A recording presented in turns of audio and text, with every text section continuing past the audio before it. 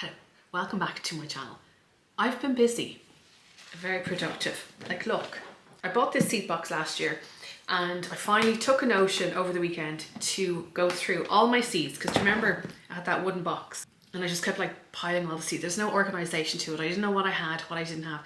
So I needed to go to the garden centre for something else.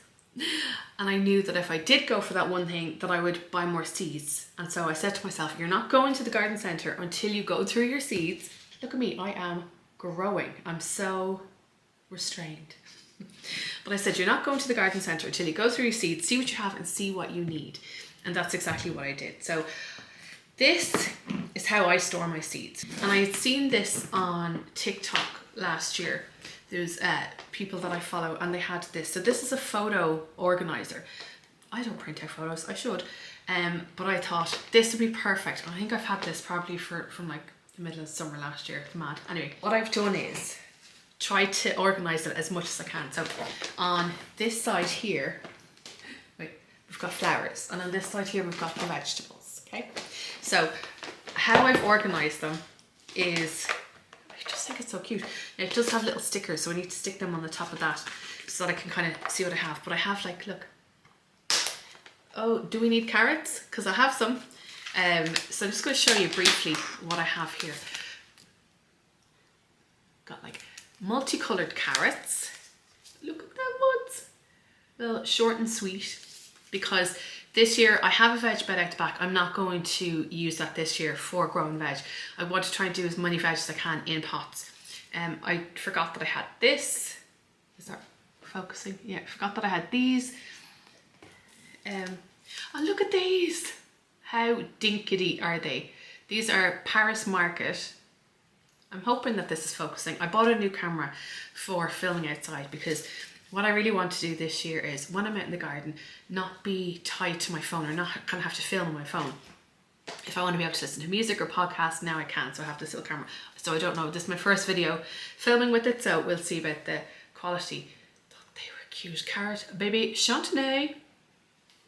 And I can start sowing these now, and then we've got another pack of the multicolored carrots. So I think we're sorted for carrots. Then so I really want to grow these in the greenhouse. So I have these little squash, winter sweet dumpling, and then these little summer squash. Aren't they dinky? Because it would be great to grow those vertically. Let's see. You're going to look at all these and go, what are you doing with your life? And I'm like, this is my happy place. I can't wait to sow these seeds because to me, sowing seeds is so therapeutic. It's so mindful. And I really get lost in the process. And I think when it comes to sowing seeds, I will go back and I'll show you more flowers here. When it comes to sowing seeds, I feel like you get the benefits, like the mindful benefits while you're sowing the seeds, and you're getting the compost out and you're organising it in the trays and everything, and you're labeling everything and putting the covers on. And then you get the enjoyment like the next day. It's not really the next day. Usually 7 to 21 days watching to do the seeds germinate. And when that first seed sprouts up, wish I could bottle that feeling. It's unreal.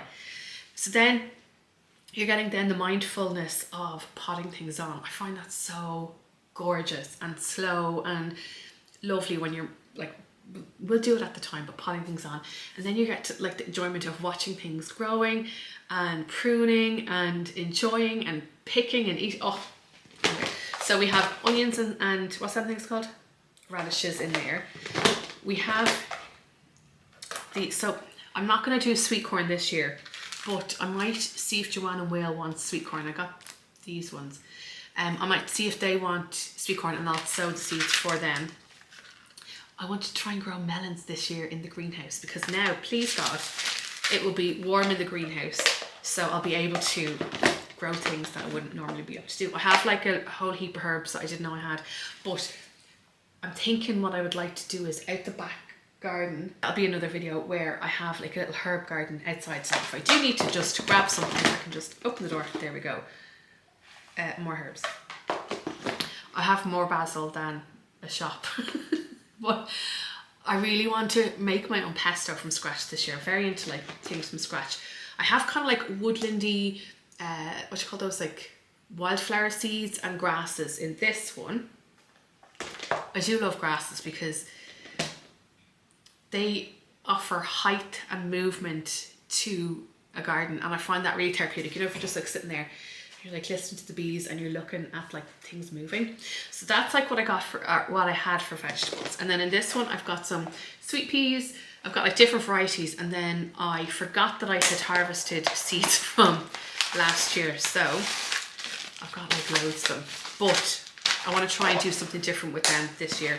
So we've got sweet peas again, cut and come again. They give you like lots of height and color and scent. Beautiful for like little posy vases and stuff. I have so many zinnias. I thought I had like purple prints. I can't remember if these grew last year because the slugs, we won't talk about them. I got zinnia pinwheel, I got zinnia forecast, zinnia Cinderella peach. I love them. I've grown those before. These are seeds that Catherine and I swapped last year. And then I got 2 of the Oklahoma mix. Because again, what I really want to do this year is have lots and lots of colour and vibrancy out in the garden, so that I can just pick flowers. I want to like fill, now that we have this extension, to be able to like have flowers there. Like, see that orchid? That was a present for Mum, and it's still alive. That's good. Now, cosmos. Oh, I love growing cosmos because you can either have like really bushy plants or kind of like tall, like flowy, whimsical ones. And I forgot that I had these. You should have seen my little happy head when I saw those. I had bought these last year, and no, they're not cosmos. These are poppies. Sorry.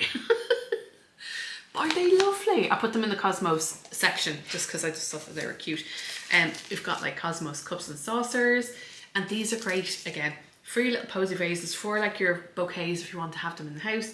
And they are, again, a cut and come again. So the more you cut them, the more you deadhead any of the dead flowers, the more you'll get new blooms. I've got this cosmos. I've grown those before. I've grown these before, candy stripe. And then, look at these ones. I forgot I had these. So I think I did sow these last year, but I don't think anything happened with them because I think I left things in trays too long. We're not going to do that this year. So I'm trying to like kind of keep everything together. And then we have sunflowers. My favorite. Sunflowers and rudbeckia, because I was running out of like containers, and I said, right, I'm just going to kind of group them into flowers that I just love. So we have Little Doris. If you haven't grown sunflowers before, these are a brilliant way to start because you can grow them in pots. You can do them in the ground as well. And they get about like, well, about that big. Kids love growing sunflowers. Matthew loved it. I gave him, last year I sowed sunflowers, these sunflowers with him. And I would like, every so often I'd send him pictures of like them growing and blooming and everything. He was so happy. And then back in September, we knew it was going to be like the last time that we saw them before all the work started. We weren't going to have like people over, they were moving and everything. And so I picked him a bunch of his very own sunflowers that he grew from seeds. And I wasn't expecting him to be that like, oh my God, I grew these. But he loved them. And they matched his coat. He has a sunflower. He loves sunflowers the way I love sunflowers. Anyway, they're great.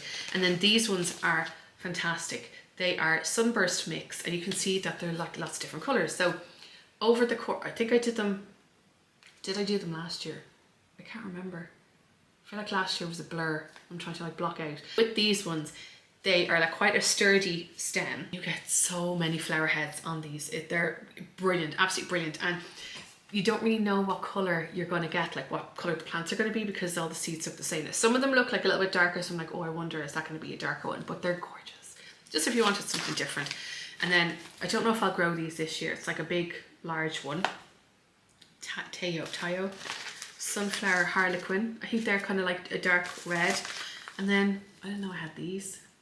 Little San Vitalia mini sunflowers. So then I had those, but then I also put my rudbeckia in with them just because I love that. Now rudbeckia are so good. So these are the ones that I have. We've got Rustic Dwarf, and then we've, oh yeah, another one. Rustic Dwarf again in a different packet. And then we have Rudbeckia Gold Sturm. They flower all the way up until like October, November, depending on like the weather. But they're just great for, again, that pop of colour. You can grow some in pots. So we're gonna do that. I did buy some seeds when home base was closing. I did mention these before. These were so interesting. These are Chinese lantern or Physalis alcakengi. And what I love about these is that you get the gorgeous vibrancy when they're kind of fresh, but then you can let them dry and you get like a paper flower almost. So really want to try these. We've got poached eggs, I've grown those before. So what I did for this little box here was kind of put the yellow and orange bits in here. So we've got like yellow rattle, so we've got yellow rattle, we've got, Kat and I call this yeah. We've got marigolds here, we've got marigolds, calendula or calendula, we've got tagetes. These are a great one to sow if you're going to be growing tomatoes, because the scent of these is almost like, I don't know if it's minty or something, but this deters pests from your tomatoes. So, and then we've got nasturtiums. So those nasturtiums are trailing nasturtiums, and I'm thinking it might be nice to have those in hanging baskets maybe. So I was thinking, while I'm going to be growing vegetables in the greenhouse, it is important to have flowers in there too, just to help encourage the pollinators to come in, because we need them to pollinate the plants. And then in this one, I have all my purple bits. Ooh, navy pinks. Lavender, I've tried to sow lavender from seed before, it didn't work. We've got this one, I don't know what it's called, can't read the front. Geranium, I'm not sure if I'll sow them this year, we'll see. For bascom, nice. How tall did they get? 70 centimeters. How tall is that? Like a half of me. I think of my 150. This I love. Verbena bonariensis. I love this so much, and the bees love this, and you get such a riot of colour. These I find are really easy to grow from seed, but then you can also do cuttings of them as well, which I did do before. Got Phacelia for cottage gardens. I have grown that before and bees love them. And then we've got Honesty. So most of the seeds that I have here are annuals. Some are perennials. So the annuals, you'll just get that one season out of them. The perennials, you should get more than 1 year. These, Honesty, they are biennials. And that means that they'll flower on the second year. So if I was to sow these this year, the plants would grow, but they wouldn't bloom. And it'd be the next year that you get the flowers. But you see, what I'd be growing them for is, hold on. What I'd be growing them for is like this little part here. So these are the seed heads. So the flowers are purple, and then the seed heads are in this like little paper, looks like a crisp chip. I love the idea of having kind of the sun coming through it and just adding just that bit of interest. Got Lythrum, Salicaria. I love tall purpley things, like salvia type things. And then I've grown these before. These are candy cuffed dwarfed fairy mix. These work really well in pots, and I've got Aqualegia as well. So purples and pinks were sorted. Oh, they're mostly purples, aren't they? There. Then we've got the little white thing. Oh, I swear to God, honestly. So Gypsophilia. Don't know if I'll grow that. Maybe in a pot for cut flowers. We'll see. I forgot I had this. Didn't even know. Arenaria montana. It's a carpet forming evergreen. I've got 2 packs of oxeye daisies, again for flowers, or not for flowers, obviously they're flowers, for that bit of height, that bit of interest. I just don't want it to go crazy. Now, I'm going to sow these again this year. These are Amimagus, and there's like yarrow that's quite similar too. And last year I grew the Amimagus, but I left them in the seed tray too long. They didn't fulfill their destiny. The plants themselves were only about that big. But this year I'm going to have like lots, as I said, of movement, of like, I don't know, life in the garden. And to me, the Amimagus just reminds me of my childhood when we used to go down to Wicklow on holidays with the family. And maybe that's not what they were in the hedgerows. I don't know. I think they'll be nice. Then we are nearly there, people. Well, these are my pink one, kind of pink and multicolored. So we've got Aranthinum, which we've grown before. Aqualegia, another Aqualegia. Now, pink poppies. These are from 2022. And the seeds are, oh God. Oh. The seeds are all over the place. Hold on now. We've got cornflower, double mix. So I don't think I've grown these before. We've got primulas, got helichrysum, phlox. I don't know if I like them. Let's see. And then we've got lupins. Oh, sure. So I'm going to just leave that there because I need to put the poppies back into that container. This container, I'll leave this linked below if you're interested. They come in like this clear plastic, and then also in they have like the little containers. They're multicolored too if you're thinking about that.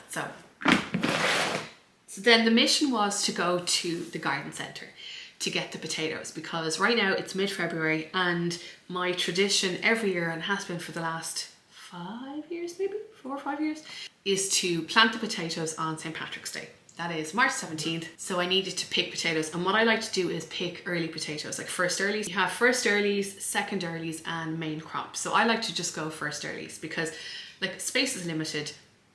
I'm not going to have a big bed, and I always plant them in containers. So what I did was I got 2 more of these, okay? So these are potato planter bags, and this one, I think I have another one in the shed. We'll see.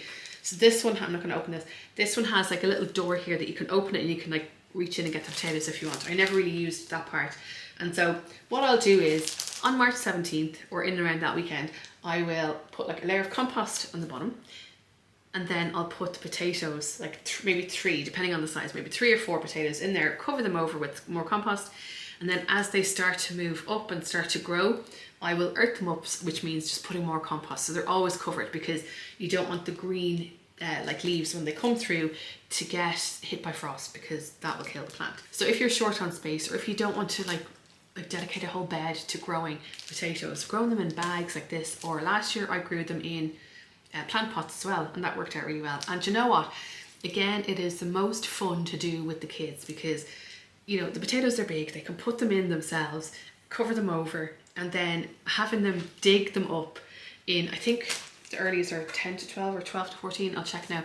Having them dig them up is so much fun for them. Like Matthew was always like, oh my god, it's like digging for treasure. I think as well, growing food with kids just gives them that appreciation. Be like, hey, I did that. And that's why he loves carrots as well, the corn and the cob.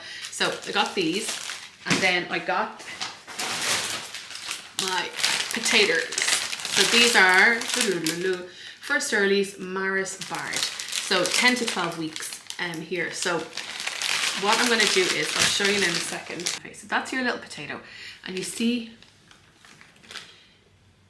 here the little eyes of the potatoes. So what you want is to sit these like in a container, like in an egg tray. Hold on, let me just show you. So I got the egg tray, and what I will do is look and see on the potato where has the most shoots coming up. It's here. So I'll sit them like this, and so on. And then I'm going to leave these on a windowsill. So I'll probably put them in the utility room. I don't like leave them out here, and I think it might be too cold for the greenhouse. We'll see. And what will happen is you'll see those little shoots will go like really kind of dark and dense and short. So you know the way sometimes if you forget, if you have like potatoes like in your cupboard or in your fridge or wherever you keep them, and you forget about them, and you'll see they have like these white shoots coming out. You don't want the white shoot. You want, and that's what happens when they sprout when they're in the dark. Whereas you want them to sprout in daylight, and those will have, we're gonna have like loads of little eyes. And then I'll explain what I'll do at the time. So yeah, see, they mostly seem to be on the one side.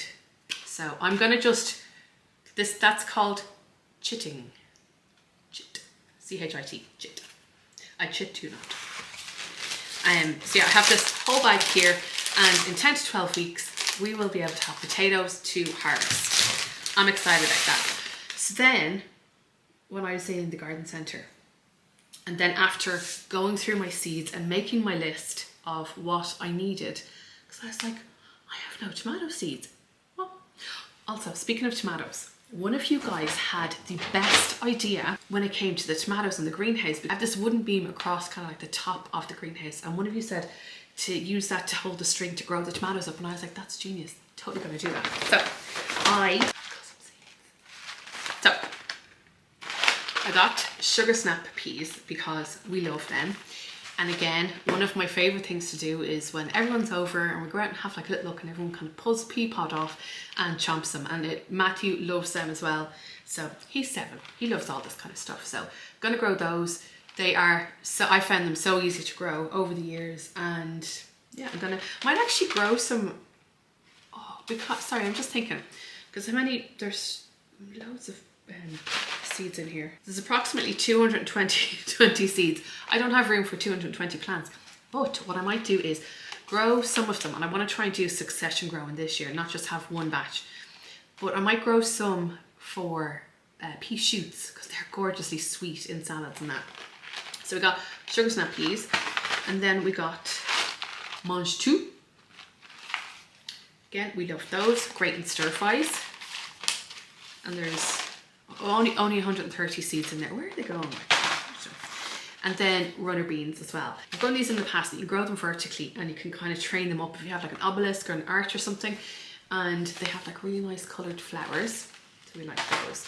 Okay, so then I didn't go too wild with tomatoes. I love growing cherry tomatoes because I find them really manageable, grow really well in pots for me, and again, they're just lovely to go out and chomp. There's just nothing nicer than getting a ripe tomato off the vine, and you cut it in half and just put like a tiny bit of salt. It's so sweet and juicy, gorgeous. And that's the only way that Matthew will eat tomatoes. He doesn't like tomatoes in things, but he loves eating them.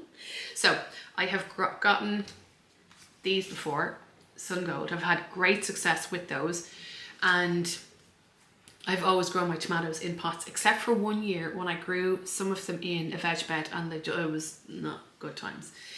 They just all got tomato rot or tomato blight. I think it was damp. Oh, I don't know. Anyway, so in pots in the greenhouse, I'm hoping that we'll have a bumper thing.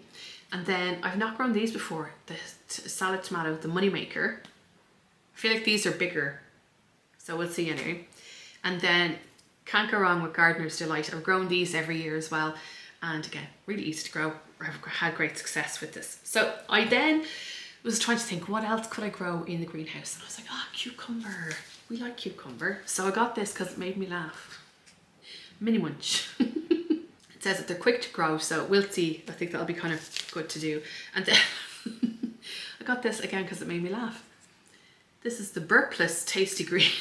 I don't understand. Does cucumber make people burp? So yeah, I want to grow those vertically then as well. So maybe I'll do that with the string. And then I thought that it would be good to grow peppers in the greenhouse this year as well. So I got these chili peppers. I don't think they're supposed to be that, yeah, mildly spicy. We're not very like chili people. And then these little mini sweet peppers as well. And then I got just one thing of courgettes. Love, love, love yellow courgettes. I love frying them off like in just a tiny bit of oil, and then like lemon juice and a bit of salt. So tasty, like in couscous and in salads and that. So I say that's all I got seed wise. And then, oh yeah, while I was there, I just got these S hooks for going over that bar so I can hang my trowels and my my shovelly things. I'm still deciding on what I want to do with the flooring in the greenhouse. I know that whatever I do doesn't have to be permanent, so I'm just trying to make the best decision for this year. And as I said before in the last video, when I was chatting about the greenhouse, it's not going to be all perfect in that first year, and I want to kind of see how I use it, see how we live in it, and just fill it full of plants and flowers and gorgeousness. Now I'm sure we're going to be roasting in there, but I am looking into getting shading as well, because where I have it placed in the garden, that gets so much sun, so I know it's going to be really, really hot. So I'll be in there filming and the sweat will be dripping out of me, but it'll be fine.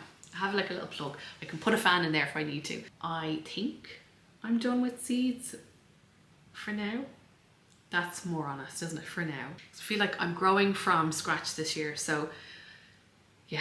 And I think I didn't want to buy my seed growing compost in the garden centre because I can't remember if I have some in the shed. I should have checked that before I went, but I do like to sow my seeds in that kind of compost, in the specific seed growing compost, or seed sowing compost, because it's finer. There's not like big chunks in there, because you want to make it as easy as possible for the shoots to go. And the same with the vermiculite. I can't remember if I have it in the shed or if it's out in the garden. I just love sowing seeds so much. And then I love seeing my little plant babies, and then if I give them to my family or friends, have them go to like a good home that's going to appreciate them. But this year I'm going to make it my mission to really grow what I want to enjoy. I think that's like a really important part as well, because when you're growing food, or mainly food, it's important to grow the things that you know you're going to eat. Otherwise you're like, I don't know, because like I only like pickled beetroot. I don't really like cooked plain beetroot. So I was like, there's no point in buying beetroot seeds, do you know? Growing things from scratch, from seed, it's a really cheap way to see if you really do like gardening or not, if it's a hobby that you do want to invest in, but it's just so rewarding on so many different levels. It's not just about the plants, it's just like even mental health wise. I think I would be lost without gardening and without sowing the seeds and like those little jobs like that you can kind of just sit, listen to music or listen to the bees, just listen in silence in the garden and enjoy what you're doing and just be in the moment, do you know? And you're not going to have to worry about your phone or anything like that. You are like doing something now that you're benefiting from, but then doing something that your future self is going to love as well. Anyway, I'll talk to you soon. Oh, goodbye. Thanks for watching.